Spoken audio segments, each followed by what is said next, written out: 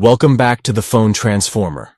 Today, we're going to solve the issue of how to fix not eligible for Pinterest. It's quick and easy.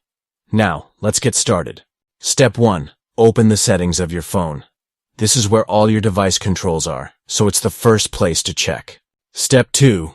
Go to the Apps option here. You'll find all the applications installed on your device. Step 3. Now tap on Manage Apps. This lets you control how each app behaves. Step 4. Search for Pinterest and open it. This takes you directly to the app's settings. Step 5. Click on Storage. This is where the app's data and cache are stored.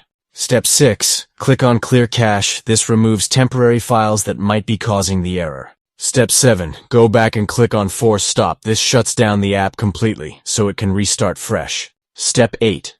Open the Play Store and update Pinterest to the latest version. Updates often fix bugs like this.